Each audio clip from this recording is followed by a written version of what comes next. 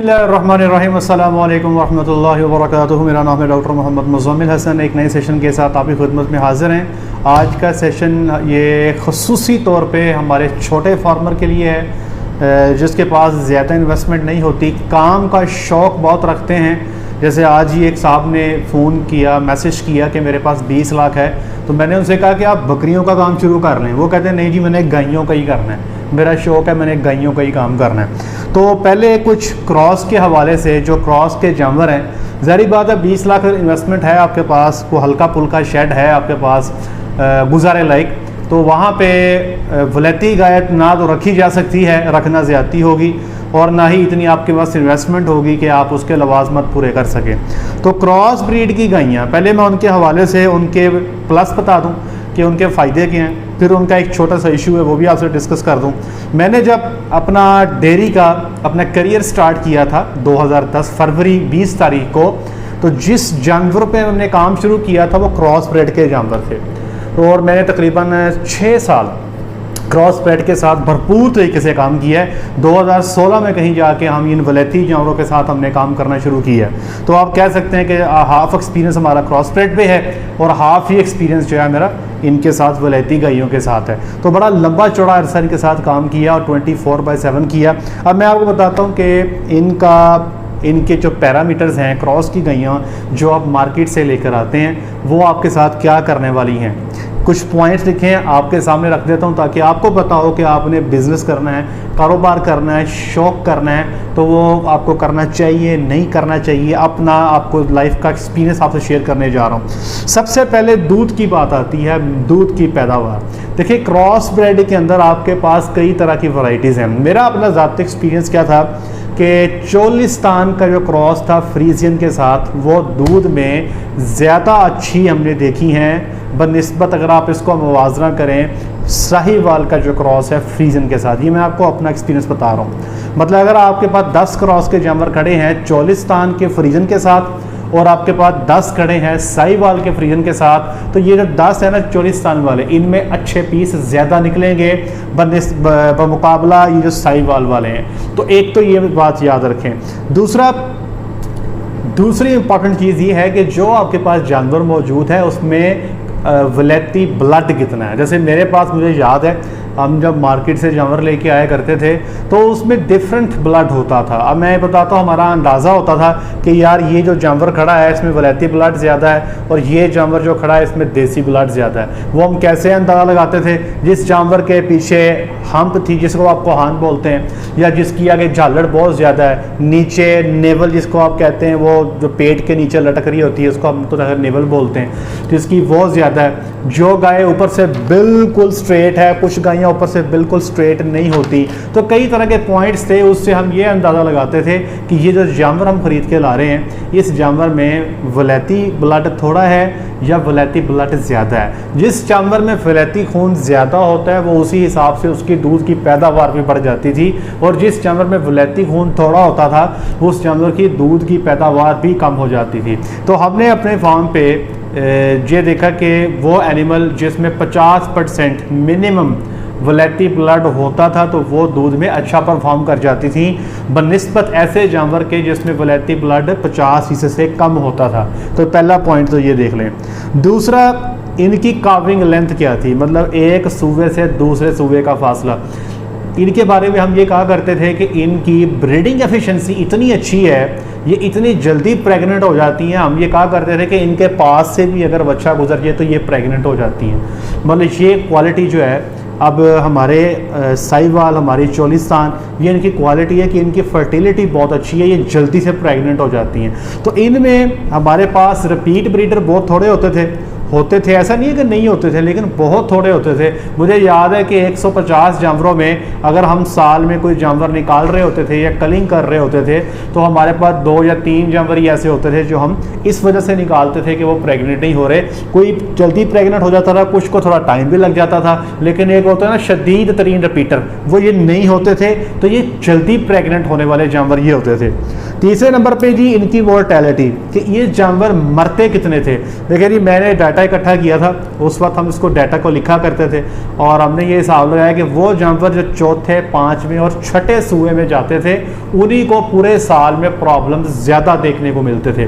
वो जानवर जो पहले 3 सूए के अंदर होते थे उनको बहुत शाज़ो नाज़र किसी किस्म के मसले का सामना करना पड़ता था।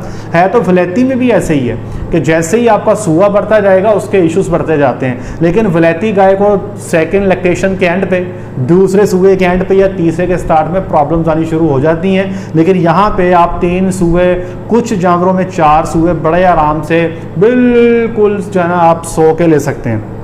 मतलब कि मोर्टेलिटी ये शरह अमवात इनमें कम होती थी। अब मैं आपको बताता हूँ कि हमारे पास बीमारी आ गई फार्म पे, एसबी डेयरी फार्म पे हम थे, वेल के नाम से आप लोग उसे जानते होंगे। आजकल उसकी वैक्सीन भी सारे लोग करवाते हैं। 2014 से पहले उसकी वैक्सीन शायद ही कोई करवाता होगा, हमने 2014 तक कभी वैक्सीन नहीं करवाई थी, जिसको आप लोग TDS बोलते हैं या BEF भी बोलते हैं। अब मेरे पास ये फार्म पे बीमारी आ गई और पूरे जो थे ना गायों का पूरा खाता वो सारे डिस्टर्ब हो गया था। तो मैंने कुछ 70 के करीब केस थे जो इस बीमारी के अपने फार्म पे देखे थे। और आप यकीन करें कि सिर्फ सिंपल ट्रीटमेंट हमारी क्या होती थी, हम उसको कोई पेन किलर लगा देते थे, कोई बुखार का टीका लगा देते थे, कोई एक आधा एंटीबायोटिक लगा देते थे। जानवर जो बैठ भी गया होता था शाम तक फट्टे डाल के उसको खड़ा करते थे और अगले ही दिन जानवर जो है वो बेहतरी की तरफ आ जाता था। लेकिन वो लोग जो वलैती गाय के साथ काम करते हैं उनको ये पता है कि अगर BEF की आउटब्रेक आपके फार्म पे आ जाए वलैती गायों में तो आप समझ लें कि आपके साथ क्या हो सकता है। अगली लेमनेस, लंगड़ापन जी जून जुलाई अगस्त के महीने में ज़रूर आता था, लेकिन वो मैं ये समझता हूँ कि उसमें जो ज़्यादा प्रॉब्लम थी वो ये जो है ना जिसको अब लेमिनाइटिस बोलते हैं, फुट रॉट का प्रॉब्लम ज़्यादा था, लेकिन वो 3 से 4 इंजेक्शंस पे कवर हो जाता था।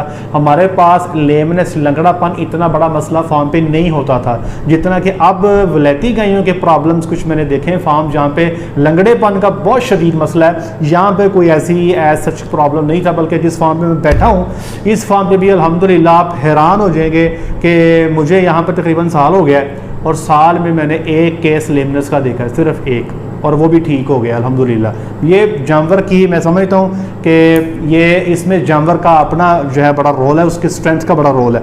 अगला सवाल है जी वैक्सीनेशन। आप सुन के हैरान हो जाएंगे, सिर्फ 2 वैक्सीनें करवाया करते थे, एक मुँह खुर की और एक गलगोटू की, बस। इसके अलावा हम कोई क्लोस्ट्रीडिया की वैक्सीन नहीं करवाते थे, कोई ब्रूसेला की वैक्सीन नहीं करवाते थे, कोई रेस्पिरेटरी वैक्सीन नहीं होती थी, कोई BEF की वैक्सीन नहीं होती थी।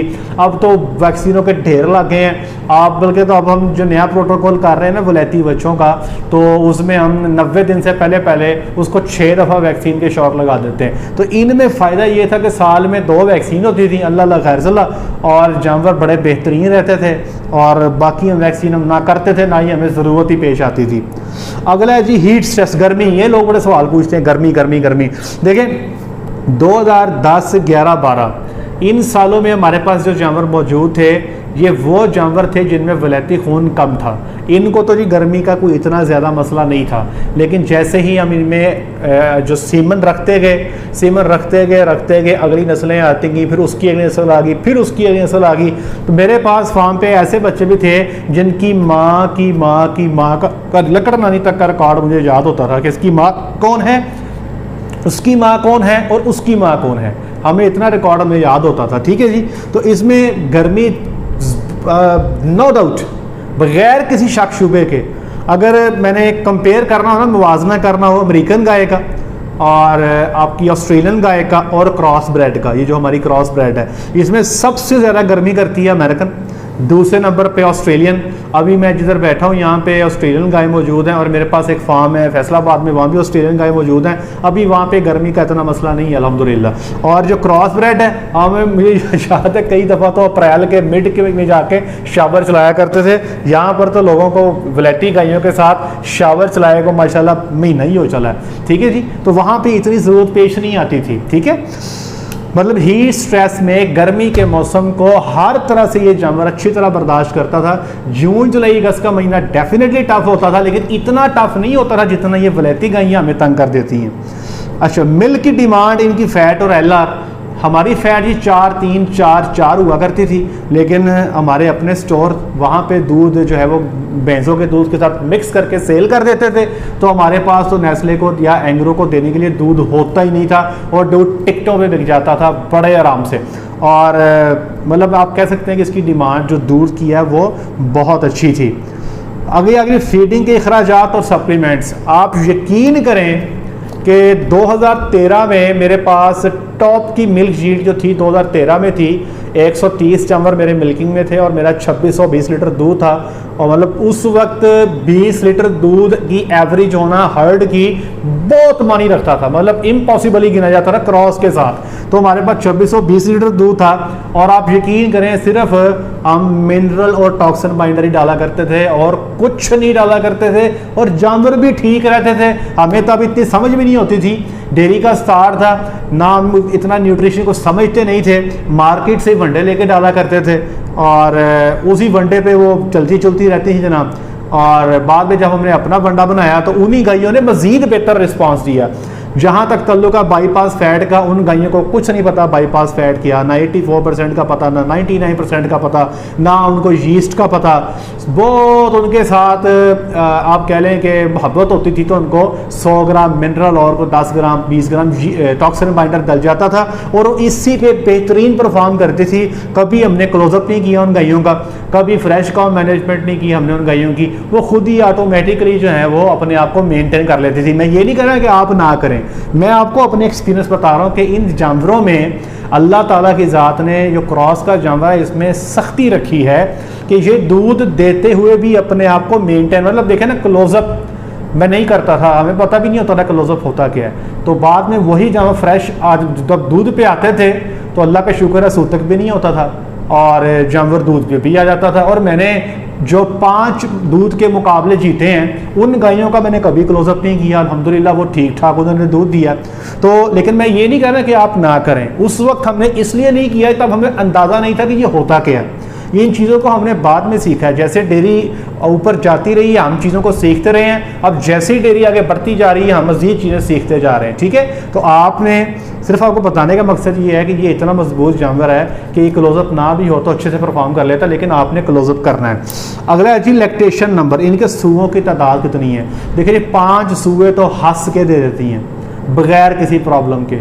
मेरे पास जब तक मैं फार्म पे था 8 सूबे तक की गाय मेरे पास मौजूद थी और उसके बाद जो है वो जानवर किसी न किसी वजह से कलिंग में चले जाता था, या तो एक्सपायर हो जाता था या फिर वो जानवर जो था आपका चले जाता था उसमें ठंड ऊपर नीचे होने की वजह से कलिंग में चले जाता था, या ना प्रेग्नेंट होने की वजह से या एबॉर्शन की वजह से, ठीक है जी। और इन प्रॉब्लम की वजह से ये जानवर जो है इनका मसला बन जाता था। लेकिन इसमें जो है ना जी सूबे डेफिनेटली ज़्यादा ही होते थे और मेरे पास जो जानवर थे उसमें जो दूध का रिकॉर्ड था हमारे पास वो 4000 से लेकर 6000 लीटर तक दूध देने वाले जानवर थे 305 दिन के अंदर।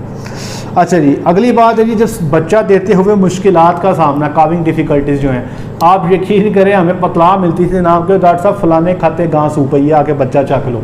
हकीकत बात है, यहाँ पर हमने कुर्सियाँ डाली होती हैं और बंदे बैठे होते हैं ऐसे घास सूंडी पे, ये जनाब ओहो वाटर बैग आ गया, डॉक्टर साहब को बुलाया जी वाटर बैग आ गया। डॉक्टर साहब ने घड़ी का टाइम लगाए हुए हैं, ये वलैती गाय सूरी है, वाटर बैग निकल रहा है जनाब, पता नहीं क्या होने वाला है। यहाँ पर तो इमरजेंसी नाफत हो जाती है। हमने जब इतने बच्चे मेरे पास एसबी पे गायों का कुछ 125 के करीब सूआ पड़ता था साल में, 120 125, और आप यकीन करें उनमें हार्डली कुछ 5 या 6 बच्चे मैं निकालता हूँ, बाकी ठक बार जाके बच्चे संभालते थे। अल्लाह अल्लाह खैर सल्ला।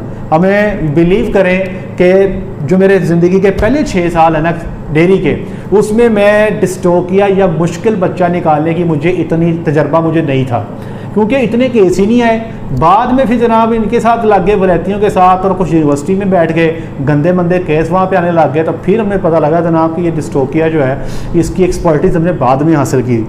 अब इनके इश्यूज़ बताता हूँ। एक ही इशू है वो है दूध के हवाले से, और वो क्या है जी कि दूध की कर्व, दूध वलैती गाय क्या करती है, ये दूध ऊपर लेके जाती है ठीक है, टॉप पे ले जाती है, फिर इस टॉप को मेंटेन रखती है, को 3 महीने, को 4 महीने, को 5 महीने, फिर आहिस्ता आहिस्ता इस टॉप को गिराते गिराते गिराते, मतलब कि अगर ये 15 महीने बगैर गब्बन हुए भी दूध देते रहे ना तो आपको नुकसान नहीं करती।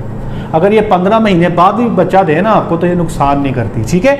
लेकिन यहाँ पे आपके पास ये जो क्रॉस का जानवर है इसका प्रॉब्लम ये है कि ये दूध पे चढ़ता है, फिर ये पीक नहीं लेता ज़्यादा लंबी, मतलब पीक से मुराद ये कि एक जानवर, मेरे पास एक गाय थी 23-17, ठीक है जी, बड़ा चटा बनाती थी जनाब, इतना हैवाना होता था, उसकी सोच है आपकी, वो जनाब उसने दूध पे आना तो 30, 35, 35 लीटर दूध पे आ जाना। इसी तरह एक गाय थी 399, ये यकलफ दूध पे आ जाती थी जनाब। अच्छा, दूध पे आने के बाद इन्होंने प्रेग्नेंट होना 1.5 से 2 माह में, ठीक है जी। फिर प्रेग्नेंट होने के बाद जब 4 महीने जब इनको हो गए होते थे बच्चा दिए को, तो ठक दूध 25 पे, 20 पे, 15 पे। तो ये जो इनका दूध की लंबाई है, इनकी दूध की लंबाई बहुत थोड़ी थी। मतलब ये प्रॉब्लम जो मैं अक्सर वहाँ पे फार्म होने से डिस्कस किया करता था कि जी ये दूध तो यकलख्त ऊपर आती हैं, लेकिन बहुत कम गायें ऐसी हैं जो 7 महीने की प्रेगनेंसी तक हमें 15 से 20 लीटर दूध देती हैं। अदरवाइज ज़्यादातर गायें जो 7 माह की प्रेग्नेंट होती थी मैं उनको ट्राई करता था 10 लीटर पे, 12 लीटर पे। अदरवाइज कुछ चंद नमूने ऐसे थे जो बहुत ख़ास थे, जो 20, इवन के 22, 18, 20, 22 लीटर पे खुश्क होते थे, वरना सारे 10 से 12 लीटर पे खुश्क होते थे। और एक प्रॉब्लम था ऑक्सीटोसिन का, चौवाई वाला टीका। हमने कोशिश करके चौवाई वाला टीका बंद कर लिया हुआ था अपने फार्म पे और बिल्कुल नहीं लगाते थे, लेकिन फिर भी कुछ 3 से 4 जानवर ऐसे ज़रूर होते थे जिस पे हमें ऑक्सीटोसिन का इस्तेमाल करना पड़ता था, और वो इवन के 30-35 लीटर दूध होने के बावजूद भी दूध टीके के बगैर नहीं उतारते थे। फिर उसमें हम क्या करते थे, आधी सीसी टीके का इस्तेमाल करते थे, चौवाई वाले टीके का। सिर्फ मतलब 120 मिल्किंग में होती थी तो 3 से 4 को टीका लगा करता था, और जब वो प्रेग्नेंट हो जाती थी या उनको सीमन रख देते थे तो उसके बाद उनकी चौवाई 2 टाइम कर देते थे ताकि उनको टीका 2 दफ़ा ना लगे। तो ये था जी कुछ असेसमेंट अपनी जो मैंने लाइफ में काम किया क्रॉस ब्रेड कैटल के साथ। इस वक्त आपको मार्केट में जो क्रॉस की गाय है वो तकरीबन 2.25 लाख से लेकर 4.5 लाख की रेंज में मिल जाएगी।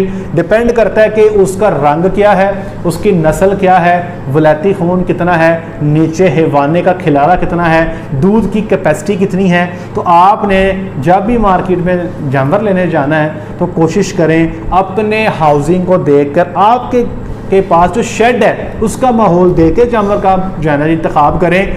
जानवर बहुत अच्छे अच्छे मिल जाते हैं, लेकिन अगर आपके पास पीछे शेड में प्रॉपर वेंटिलेशन नहीं है। अब आज मुझे एक साहब, बड़े हमारे अच्छे साहब हैं अटक से, उन्होंने एक केस मुझसे डिस्कस कर रहे थे, गाय अजी वो वलैती ली है, बड़ी परेशानी है। तो जो उन्होंने मुझे शेड की वीडियो बनाई तो बना के भेजी, तो वो तीनों तरफ से बंद था वो, और ऊपर फॉगस चल रहे थे जो मिस्ट बना के फेंक रहे थे।